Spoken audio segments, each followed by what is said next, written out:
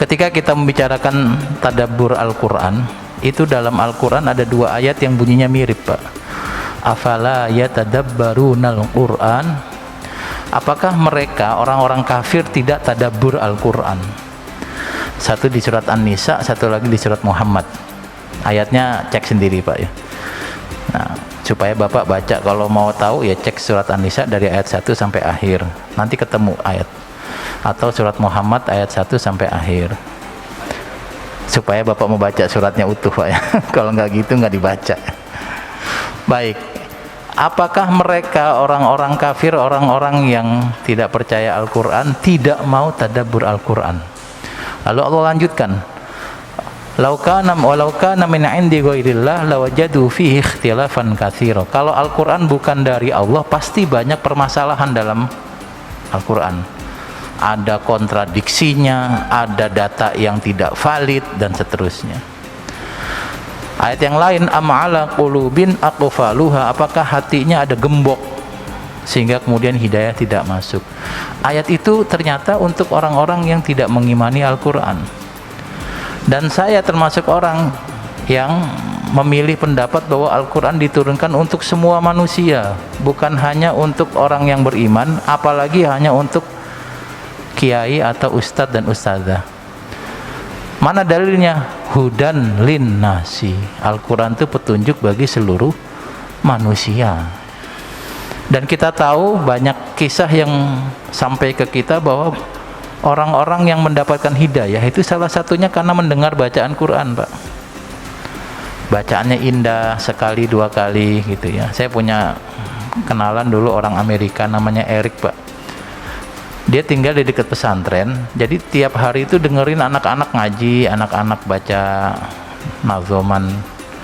Itu lama-lama tertarik, dan lama-lama pakai sarung dan pakai peci. Cuma saya belum nanya udah syahadat atau belum gitu ya. Tapi udah pakai peci sih, undang-undang udah syahadat gitu ya. Tinggal di dekat pesantren pakai peci nggak syahadat kan nanggung.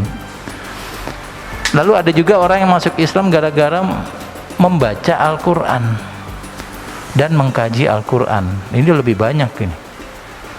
Konon ada seorang politisi ultra kanan di Belanda yang terkenal sangat membenci Islam, memiliki pendapat-pendapat yang secara ofensif menyerang Islam, tapi dia punya asisten yang tugasnya menginput atau memberikan data-data yang dia gunakan untuk menyerang Islam. Nah, asisten ini membaca buku, membaca sejarah Nabi, dia masuk Islam, Pak. Kasihan itu orangnya, asistennya malah masuk Islam, karena asistennya nggak bisa membohongi diri sendiri bahwa Al-Quran itu indah, Al-Quran itu isinya bagus, Nabi Muhammad sosok yang mulia, akhirnya masuk Islam. Dan banyak kisah-kisah sejenis yang mungkin kalau Bapak kumpulkan, tapi kayaknya nggak sempet ya, Pak ya. Lagi sibuk begini ngumpulin cerita, kecuali Bapak penulis buku. Itu kita dapati banyak orang yang mendapat hidayah karena mengkaji Al-Quran. Bayangkan kalau Al-Quran kita eksklusifkan hanya untuk orang yang beriman, maka orang-orang kafir nggak punya kesempatan mendapatkan hidayah dari Al-Quran. Nah, baik, maka kemudian saya lebih suka menggunakan kata tadabbur daripada tafsir. Kalau tafsir konotasinya ilmu yang butuh perangkat ilmu yang banyak, Pak. Kalau tadabbur itu yang penting Bapak paham bahasa Arab, boleh merenungi Al-Quran. Karena itulah perintah tadabbur itu ditujukan untuk orang-orang yang bukan expert dalam Al-Quran, tapi orang biasa seperti kita, orang yang dapat hidayah tapi hidayahnya gampang luntur, atau orang yang masih belum yakin terhadap Islam, atau malah yang nggak percaya terhadap Al-Quran sama sekali. Apa sih bedanya? Bedanya kalau seperangkat alat atau seperangkat ilmu tadi itu hanya dimiliki oleh ulama saja, kita nggak punya. Kalau tadabbur yang penting Bapak bisa baca Al-Quran dan tahu bahasa Arab, pasti bisa merenungi, Logika sederhananya begini, untuk bisa masak nasi di rice cooker, Bapak itu nggak usah sekolah atau belajar tata boga. Tapi untuk bisa bikin kue yang macam-macam itu, atau bikin sayur yang macam-macam, mungkin Bapak harus belajar. Tadabbur itu masak nasi rice cooker, Pak, jadi nggak sulit. Masak kue atau bikin kue yang ribet-ribet itulah yang namanya tafsir. Kalau di rumah lampu bohlamnya putus, lalu kita mau ganti lampu bohlam, kita nggak perlu belajar khusus masalah listrik, cuma ganti lampu bohlam. Tapi kalau untuk memasang instalasi listrik di rumah atau di kantor, itu butuh belajar dulu. Itu kira-kira kayak gitu.